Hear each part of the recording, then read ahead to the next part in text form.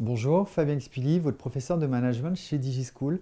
Nous allons aujourd'hui voir la méthode DESC pour recadrer.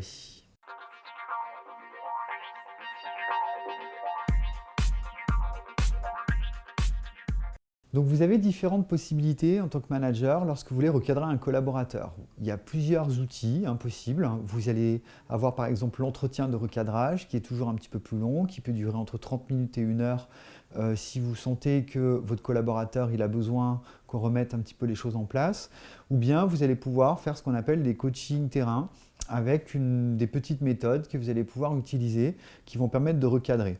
Donc la méthode DESC va vous permettre d'utiliser une méthode pour pouvoir recadrer le collaborateur. Donc c'est une technique d'affirmation qui a été créée par Bauer et qui va permettre du coup au manager de s'exprimer de façon plus ou moins précise en respectant un certain nombre d'étapes. L'objectif, c'est surtout d'être assertif lorsque vous allez faire passer un certain nombre de messages, c'est-à-dire que vous devez faire attention à votre affirmation de soi et surtout, l'assertivité nécessite que vous ne rentriez pas forcément en conflit avec l'autre. Donc comment on va l'utiliser cette méthode DESC? Donc déjà, on va faire une petite préparation pour être sûr de savoir du coup ce que l'on va dire. Et vraiment l'objectif, ça va être chaque fois que vous sentez qu'à un moment donné, vous avez un collaborateur qui a un comportement qui n'est pas forcément adapté, vous allez réfléchir à toute une structure grâce à la méthode DESC qui va vous permettre du coup d'arriver à gérer le problème et de voir si le collaborateur il a bien compris.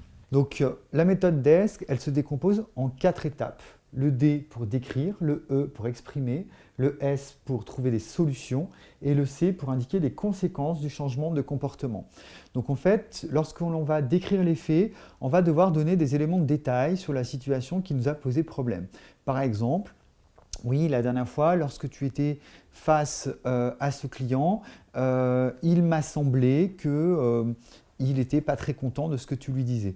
Donc en fait, on va toujours faire attention à mesurer, pas trop être affirmé, mais on va décrire les faits le plus précisément possible.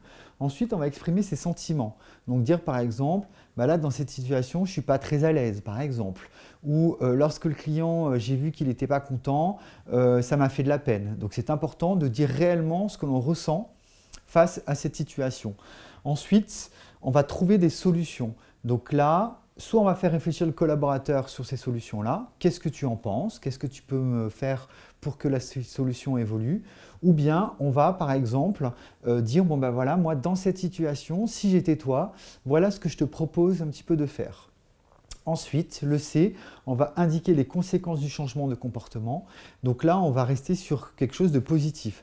Donc si jamais ton client est satisfait, tu verras qu'il va te recommander, tu verras qu'il va être fidélisé, tu verras par exemple que ça va te permettre d'avoir plus de primes.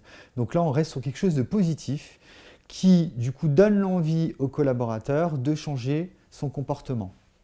Donc, pour utiliser la méthode DESC, il va falloir qu'on respecte quelques règles, donc choisir le bon moment, préparer son argumentation, toujours bien écouter l'interlocuteur pour savoir si lui, il a des choses à nous dire, transmettre ses attentes au niveau du comportement et rechercher en commun une solution si jamais vous souhaitez travailler avec lui pour qu'il développe ses compétences. J'espère que cette vidéo vous aura été utile. N'hésitez pas à aller voir les autres sur notre site internet et à télécharger les fiches de cours correspondantes.